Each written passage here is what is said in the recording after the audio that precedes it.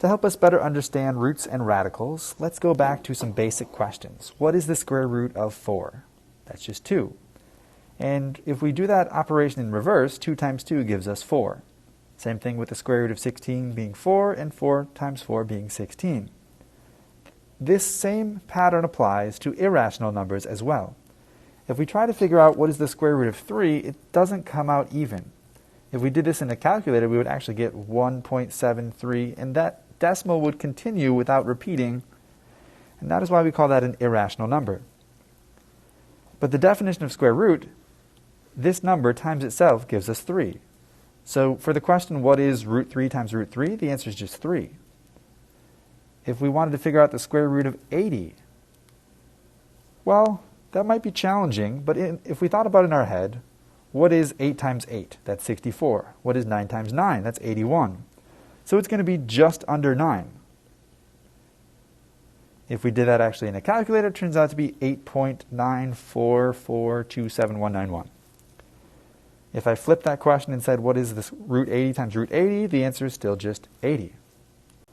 Number 5 is a question that we saw on Monday's assignment, and on Tuesday's assignment as well, when we were multiplying radicals to find different legs and side lengths for special right triangles.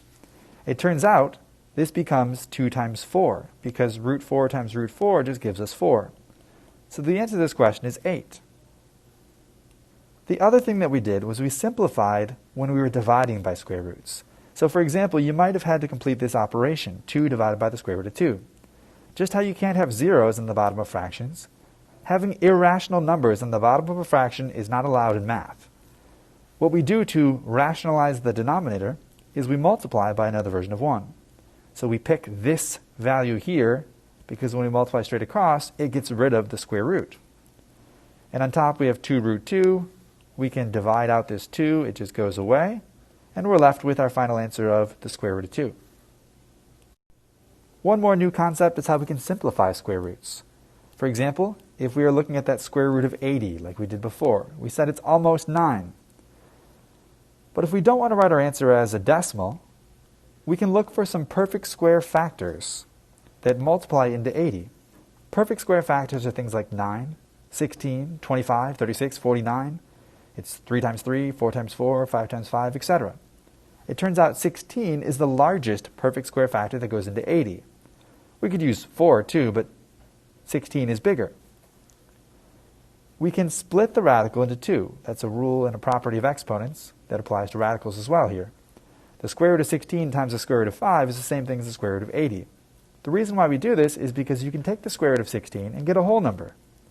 So our final answer after simplifying the square root of 80 is 4 times root 5. So the square root of 12 is the same thing as the square root of 4 times 3, and we can split that into root 4 times root 3, and this just gives us 2 root 3. For the next one, the square root of 45, the largest perfect square factor is going to be 9. So we can split that into root 9 times root 5, and this gives us 3 root 5. For the square root of 96, the largest perfect square factor is 16, so this becomes 16 times 6. We can split that into root 16 times root 6, so this is 4 root 6. If you're paying attention, 144 is already a perfect square factor, so this one is just 12. And at some point in your mathematical career, we will call this plus or minus 12, because negative 12 times negative 12 also gives us a positive 144.